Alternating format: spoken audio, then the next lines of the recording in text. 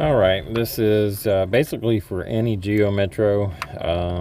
As far as I've worked on them, as long as I've worked on them, even in the 80s, they're going to be the same. Um, Even with the Chevy model, there's really nothing different. Remember, you won't be able to get that drum off until you take off the, I think it's a 17, if I'm not mistaken. Maybe, I can't remember what size that nut is. I think it's a 17. Right there, I'm just going ahead and getting ready to change out the hose. Oh, that actually right there, that is the stabilizer. That's not just a stabilizer bar, but it actually is for the alignment, and it was bent. So I'm hammering that back into place. And as you can tell, that bushing is starting to come out as I'm doing that. So I'm working on trying to get that bushing back, but it's a whole lot more straighter. Yeah, it'll actually wear the back tires out if those are bent, and they'll get bent. A lot of times somebody might put a toe strap there. I mean a strap, tie down strap, when they're towing it or something like that, and it will just bend it, and then your tires will wear uneven. So there, I finally got it back on. Trying to get it in place. Okay, so now remember to take the cap off. And so what I'm finding out is that on both sides, it doesn't have hardly any oil in there. There's signs of rust. So the two bearings that it takes, the inner and the outer is going to be the smaller one. It's the 6204, and the inner is the 6205. These brake shoes look good. The ones that I ordered were not right. This one has a spring on the bottom, which the other ones won't allow that. These have an automatic adjuster, but they don't ever seem to work. I'm just using regular rubbing alcohol.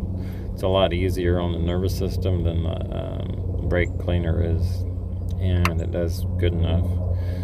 So just cleaning it. On this one, I actually took the whole assembly off, thinking I would be able to use, but here I am changing out and there is a little spacer in there. There's only one way you can put that spacer, because it goes on the thinner portion of the shaft, and so you'll be able to figure that out. Just get it all good and greased up. Again, I was going to have to do that to the other side as well. Just had noise, and you don't want to let that situation go on too long.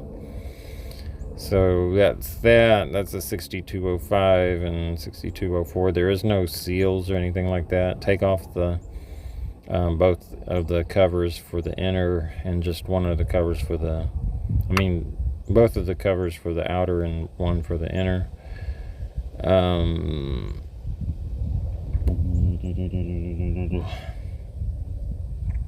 If I had grease for my grease gun, that would have worked a lot better.